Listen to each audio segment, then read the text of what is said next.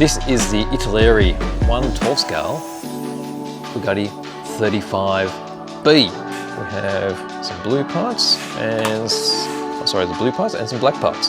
Tyres, so they actually give you 5. There's a spare. Hello, I'm BJ from Hearns Hobbies, and I'm going to have a fun time, I think, opening this big sucker. This is the Italeri 1/12 scale Bugatti 35B. So this is a Type 35 race car. It's quite famous. These were produced from 1926 to the 1930s in various forms, and the B is, or was, the most powerful. So it was powered by a 2.3 litre engine with a supercharger attached, which gave it about 102 kilowatts of power. Now this is quite a recent kit. From memory, this was retooled, well actually it was a brand new tool from last year. We've got the very classic horseshoe shape for the grille, and that's still carried over to many modern designs now from Bugatti. And this particular version is the Roadster. So the standard Type 35B race car has been released as a kit already, and this is the different version with the bicycle guards for the wheels, and also the lights and the additional windshield. So let's crack it open and have a look. But before we do that, let's have a look at the box. Very nice picture there. All right, so very recognizable. You got your headlights, your spare tire as well, which is different to the race version that got released already. I think the fenders are very nice with the supports. And then when we look on the side of the box, we can see all the additional details which are there. So we have full engine detail. There's working steering operated through the steering wheel. There's the engine itself with the supercharger attached to the side. Different angle of the chassis there with the engine placement. And over here we see it fully closed up, and with one of the engine hoods open there with the spare wheel. One of the interesting things too is this was one of the first cars to ever use cast alloy wheels. Now let's see what's on the other side here. All right, so we've got a side view. Got a basic guide of what colours to use. So classic French blue, the TS10. It's up to you what colour you want to paint it, because the race cars were painted in all different colours, and it was one of the first cars which was quite rarely available to privateer races. And so people would just buy this from the factory and paint it up and race it as is. So one of these was actually raced at, where was it? It won the Monaco Grand Prix in 1929, I think. All right, let's have a close look. What do we get in a brand new 12 scale Italeri kit? Because I do have some experience with the Fiat Mefistafile, which I'm still building, and that is actually dated from 1975 when it was originally tooled by Protar. And then Italeri have made the plastic version of it, which was released some 10 years ago. Now this one, on first inspection, just opening it up, already looks a lot cleaner. It's modern molds, and the finish in general looks pretty good so far. I mean, we've got chromed wheels here, so let's put this aside and let's look at each bit one by one. All right, we have a bag here, which are the wheels. Okay, so we have a set of 2 sprue. So multi-piece. And we have these sections here, which I'm not too sure if they're parts of wheels or they could be parts of the brakes. But let's zoom in and have a close look at everything. Let's get it all nicely focused. All right, so here's the visible part. Now these must be a, oh no, I have to check the manual to see what's going on there. Is that the inner part? That's probably the inner part of the wheel, and there's the outer, which we can see. Very chunky spokes, so very different look to the wire type wheels, which are quite common on cars of this sort of age. We've got some smaller parts here, which appear to be either spark plugs or some kind of fuel line. These look like the nut knockoffs, which will go into the center of the wheels. Look on the other side. You can see how the mouldings are all very clean. There's no flash, even the small bits nicely clean, and especially with chrome parts, it's really good if the, well, I guess the mold lines are not so noticeable, and these are really clean. Some of the ancient kits where you've got, you know, big slabs of chrome coming off them, you just cry when you have to clean those up. But these are all nice, and with here on the nub, when you cut that off, there's some very good chrome paint you can get now, where you can just touch that up and it'll look just like the chrome that's been plated on here already. Alright, so there we have the wheels. Okay, so 2 sprue. Pop those over here. What do we have next? Alright, so some more chrome. And this section we have push rods. You've got the dashboard there. It's getting a bit tighter, eh? How's that? So that's been chromed. You can see it's a sort of rough chrome, which doesn't matter, I don't think, because there will be a decal that goes over that. That gives the, what do you call it, the burnished effect. So you know how you get those little swirl marks from the polishing wheel? So they come as a decal. Now we do have to see all the placement for the gauges. We've got some control levers. There's a pedal, and the pedal has some, what do you call that, that texture? It's like a cross-hatch pattern for grip. And there's some smoother parts here. These are probably parts of the fuel tank, I think. Some more control rods, push rods. That appears to be part of a lever again, probably a foot pedal. Then we have the steering wheel.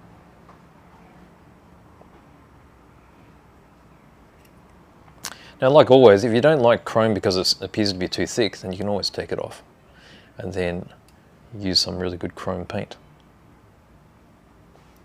Got a flat section here. That could be a rear vision mirror for the Roadster version. Some more push rods. And then this part, I'm not too sure. That would be part of the suspension, I would imagine.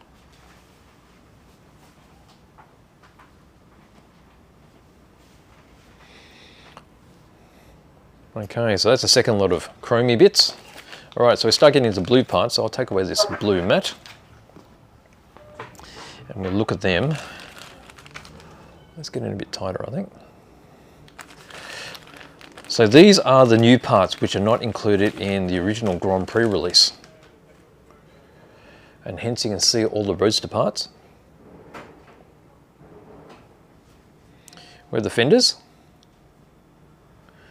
The fenders have the mounting rivets on them, which are quite pronounced.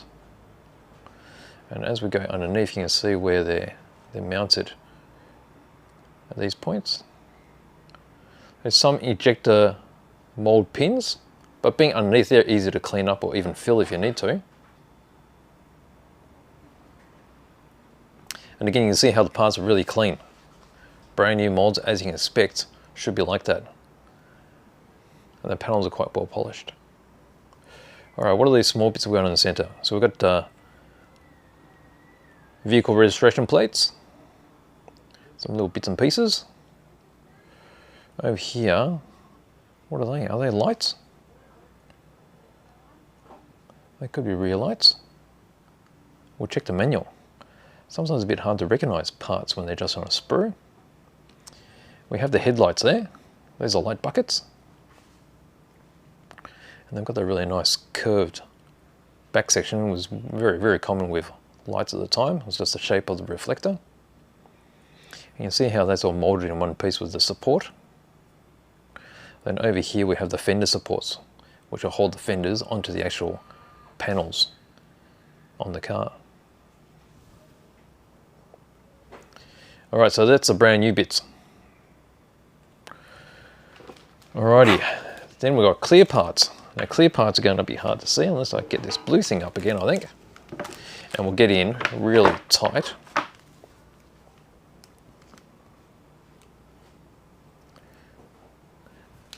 Alright, what do we have?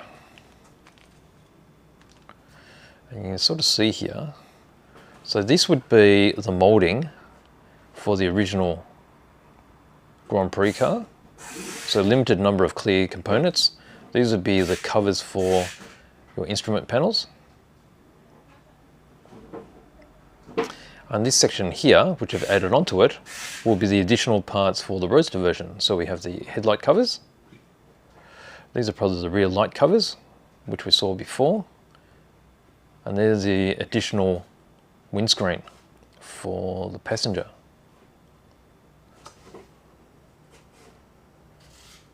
It's interesting how, so you can see that if I just cover that up, that'll be what they included in the original kit, and then that's for the Roadster version.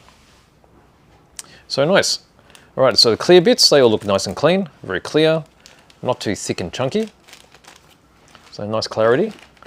And then we have this big bag of sprue. Let's take the blue off again, I think. Get some contrast, easy to see the parts. All right. We have some blue parts and, the blue parts and some black parts. Let's look at the blue parts first. These will be all the body panels. So a huge section here, which is the under tray. So that'll be the actual base of the car. Engine block will sit through here. So that will actually be sitting this way up. And then we have the sides of the under tray with all the vents. And the vents are all opened up as well.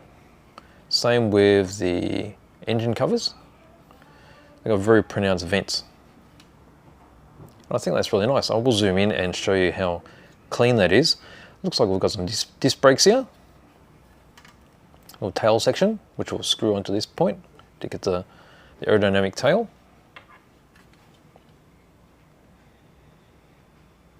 And again, I think all the parts are really clean. All right, let's get in a bit closer. Some little small bits there. So on the brakes, you can see there's quite a bit of cast detail. Now let's look at these vents over here. You can see how the vents are quite proud.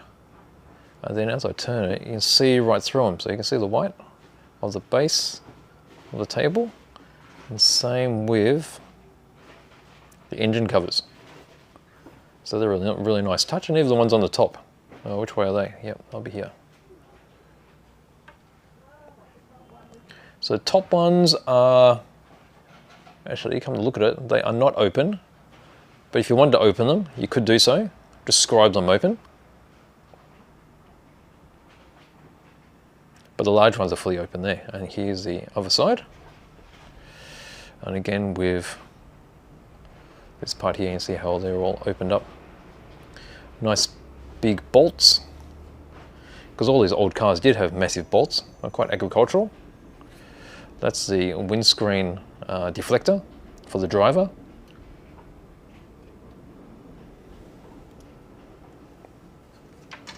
All right, and they're already finished in a French blue, which is quite handy. Makes it easier to paint. All right, what else do we have? All right, so we're going into some silver parts, more mechanical components. There'll be engine and such. Oh, actually, before we go into this, we should look at the black parts. I needed those. Oh, right here. All right, so we have the seats. So driver's side, passenger side. Parts of the grille, you can see that horseshoe shape. So multiple pieces here, and there's also photo etch that'll go across here. We've got exhausts. The extractors. And some fine linkages and such.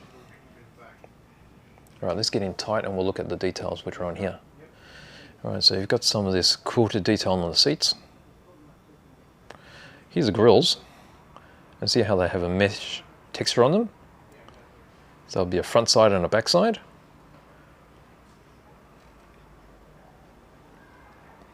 There's the exhaust. The exhausts are quite straight. For myself, I'll distress them a bit, make them look a bit beaten up.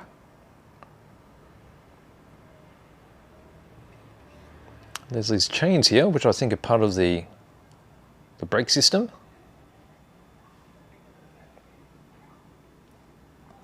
Various linkages. There's the exhaust manifolds. Now if we look on the other side, you can see how they're mounted here. There's a void there, which will be filled in with these parts on this side. There's the back of the seats, which are quite smooth. I don't think it really matters because you won't be seeing that. So there you go, they're the black parts. Let's put those back over here. And then we'll come back to the silver bits, which I already started unpacking. And again, we've got two sets of sprue here. So let's go with this one. This is the engine components mainly. You can see the two sides of the engine block. So that's an 8-cylinder 2.3 litre with a supercharger. So supercharger bits, you can see them there. So lots and lots of parts, and I quite enjoy lots of parts because the more parts there are, the more detail you're going to get in each side of the model. So you got some pulleys here with the belts. So let's go from one corner to the other. So here we've got the one part of the engine block. Here we have the other part. So one side, this will be the base of the engine block.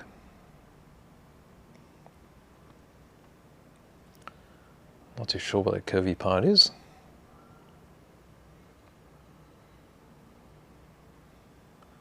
Looks like an intake manifold.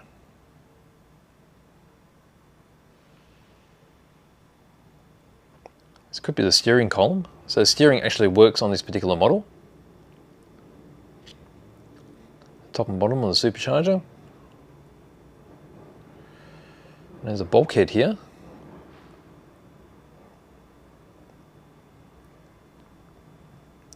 Looks like it could be a clutch.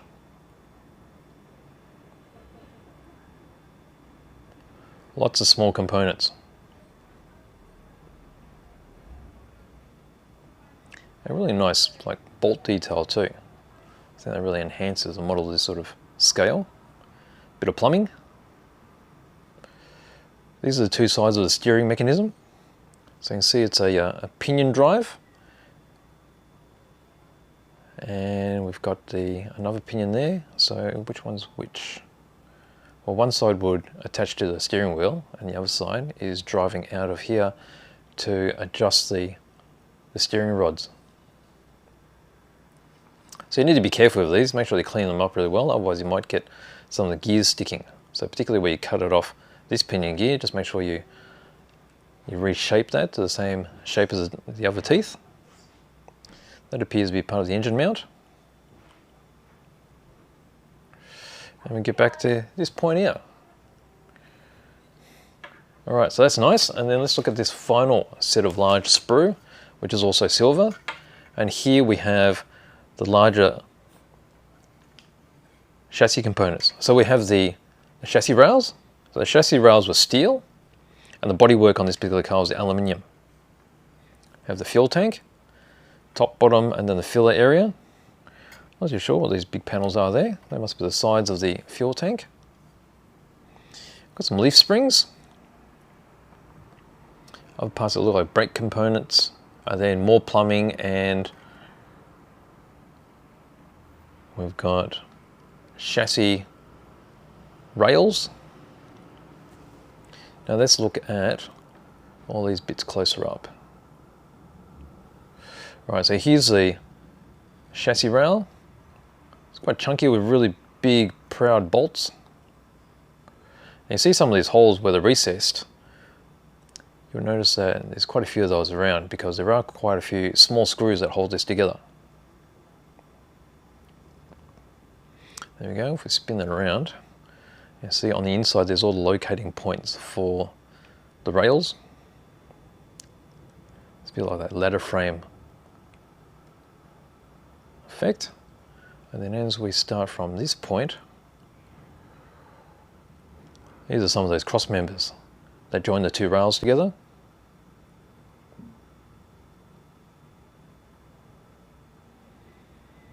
Again, quite a few of these parts I'm not going to recognize. This part could be part of a gearbox. Could be the diff housings actually. You've got your springs there.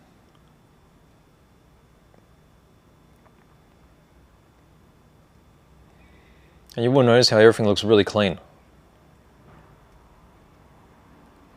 There's your fuel tanks, nice and chunky.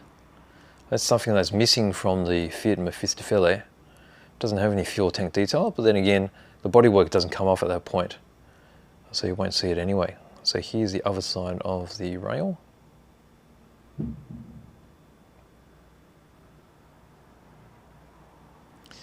And some more cross members.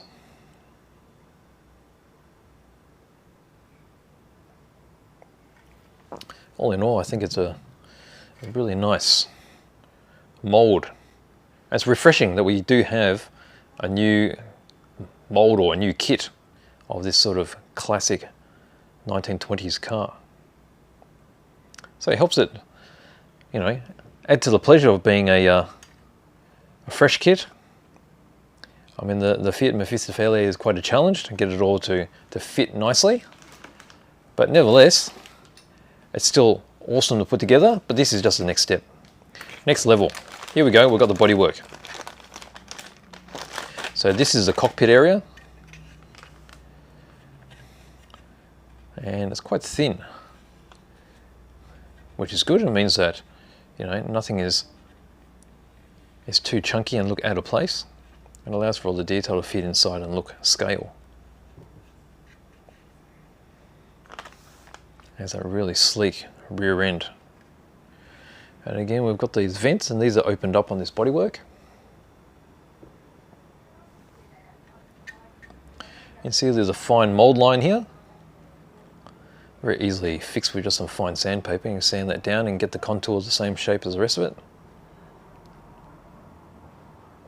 Big rivets.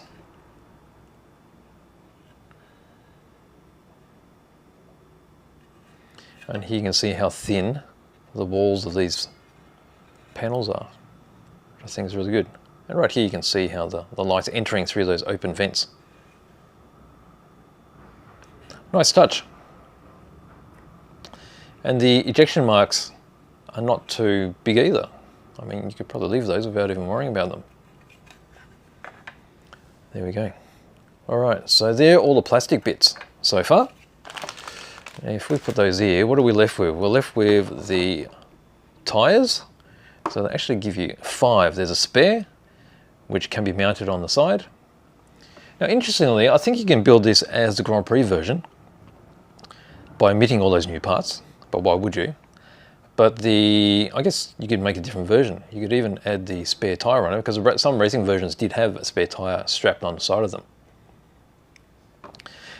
So there we go. So they're a soft rubber. And if I move those aside, let's have a closer look at this one.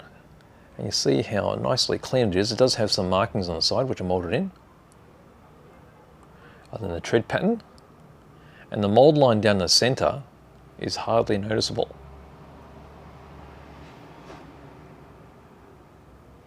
So even with the nub mark there, you'll be able to trim that off quite cleanly and then just sand that all down to give it a scrubbed look.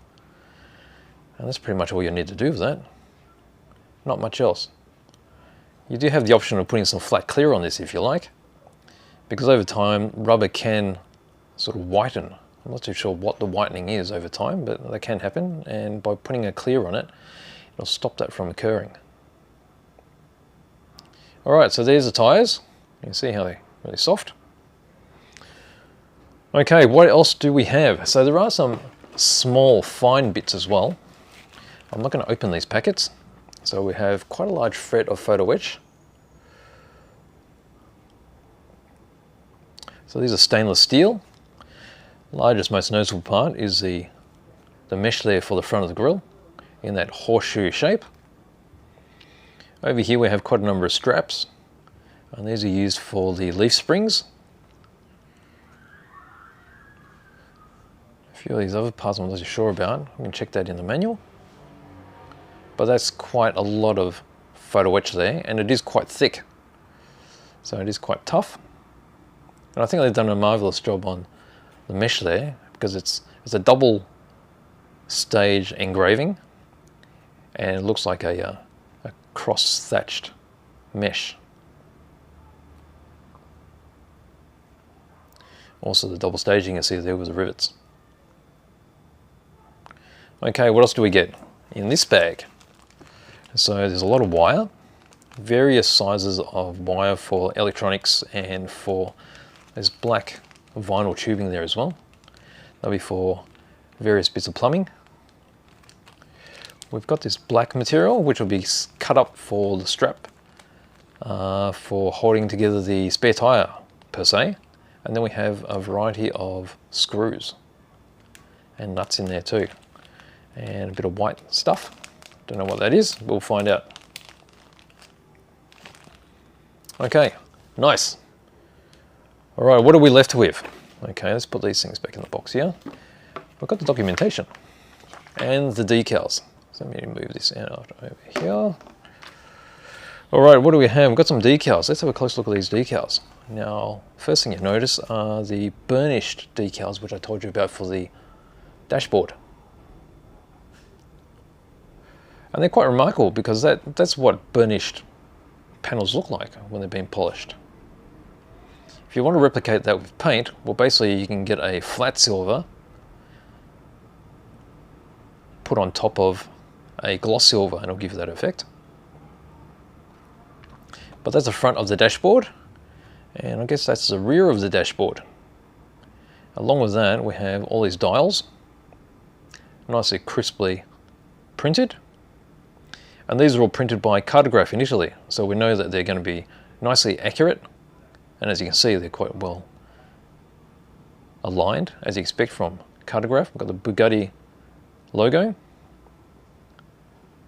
some info labels, and then you've got a selection of different registrations, because Roadster was a road-going car, so it's up to you what you want to put on it there. And there you go, you can see that, printed by Cartograph, made in Italy. Very nice. Okay, let's go through the manual and see what's going on. Okay, we have this all opened up now. Okay, so that was the front. Over here we have some history, all in various languages. We've got English, French, Italian, Spanish, German, and Russian. Some nice reference photos of a finished model. And then we have the legend of all the parts. So here we've got the chassis rails. This is the engine components. Tyres, so there should be 5 clear parts. We've got the body. These are the new parts with the fenders, so the Roadster parts, specific.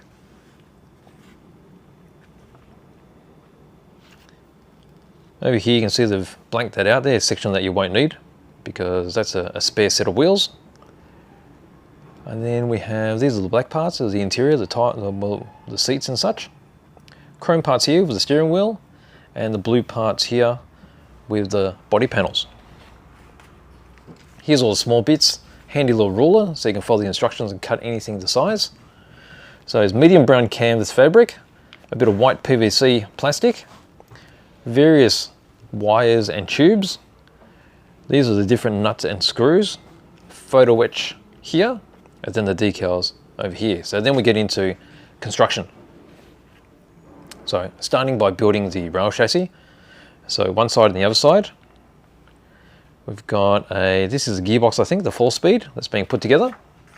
That ends up in the center of the chassis with all the other supports. We've got the differential getting built at this point here. And then the leaf springs on a sub-assembly. Here's where you can see some photo etch being used. And that's as a strap around the leaf spring. Over here we've got a rear strut with the brakes, I think.